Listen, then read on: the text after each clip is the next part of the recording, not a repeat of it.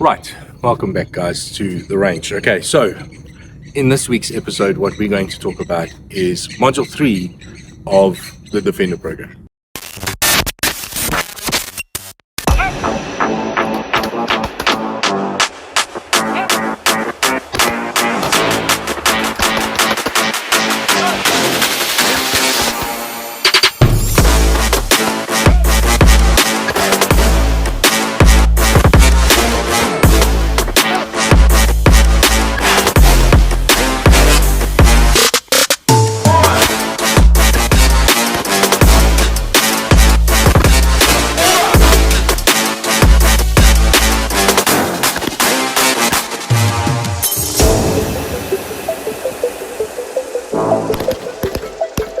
We talk about cover and concealment, and we talk about shooting positions and how to use them within cover and concealment. So I'm not going to show you all of that, but I will show you about the shooting positions, right? So a lot of guys, when they get to the range, they simply stand there and they boom, boom, boom, and they just produce their target, their firearm, present their firearm onto the target, and they shoot standing still.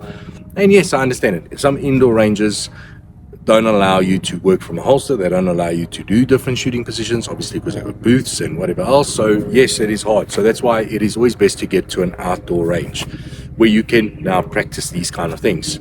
So let's get into it. First shooting position that we all know is obviously standing position, right? So when you do basic proficiency, you learn about isosceles stance, right? Which is standing, feet shoulder width apart, knees slightly bent, leaning forward from the hips, making a triangle with your arms, making a triangle with your legs, right?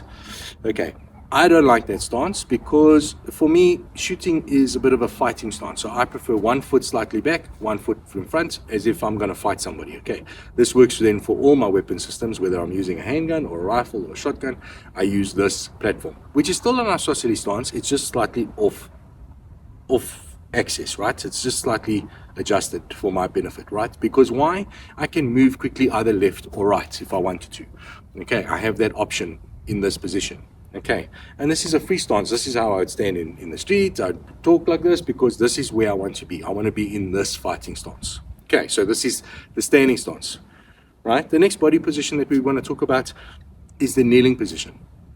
So yes, we can simply drop to a knee, and you can have what we call a high knee like this, where I'm high up, or I can have a low knee where I'm sitting down and then engaging. Depending on the height of my cover, depending on what am I doing, it will be either a high knee where I can produce around the corner, or it will be a low knee where I can sit lower behind cover and I can produce around the corner. And I can do it left or right, it doesn't matter, right? I can work either which way that I need to. Okay, so high knee, low knee, doesn't matter. That's kneeling position. Very simple, actually. All right. The next body position that we talk about is prone position. Now, within prone, we have 3 different types. We have what we call standard prone when I lay on my stomach, and I have supine when I lay on my back, and I have what we call urban prone or sideways prone when I lay on my side. So let's talk about supine. Supine is when I lay on my back. So how do I get into the supine position? It's very simple.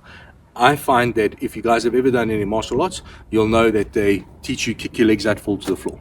If a guy's rushing you, okay, coming at you. And the same thing applies on a weapon, right, on a handgun or a rifle. If somebody rushes at me with a knife, I can simply drop my height, and that will change his angle of attack, and he won't be able to get to me as quick as possible, as quick, right? So we want to come and simply cross our legs, fall to the floor, fall back, and that's prone position. When I lay on my back and I can engage. Now from this position, I can put my feet up and I can stop the attacker, or I can simply keep my knees out the way and engage the threat with my weapon, right? So that is what we call supine. Now to get up off of supine is very simple. I just sit up onto my feet, put one leg, tuck the foot underneath my other leg, and then roll up onto my knees. Then I can be in my kneeling position, and then I can get up onto my feet again. Okay, so not a hard process to do. Right, standard prone, very similar. To get to standard prone, let's say we were in area where we had no cover, there was no rocks, there was no trees, there was no nothing, and we needed to make ourselves a very small target, we can go into what we call the prone position. And the way I do it is very simple. I just simply put my hand out in front of me and I kick my legs out. So I'll do it sideways so you guys can see. I simply put my hand out in front of me, put it down to the floor, kick my legs out, and then drop down to the floor. Boom.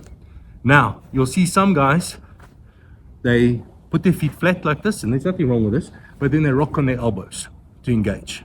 Okay, I don't like to rock on my elbows because I want stability. So what I do is I tend to roll onto my support side, onto my strong side slightly. And that will give me stability when I'm engaging.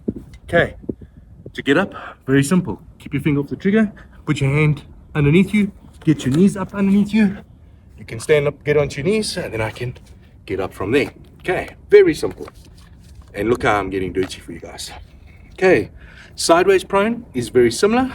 If I was to fall down, so let's say I had a small pavement and I wanted to hide behind cover, this is what I would use. I would use sideways prone or urban prone.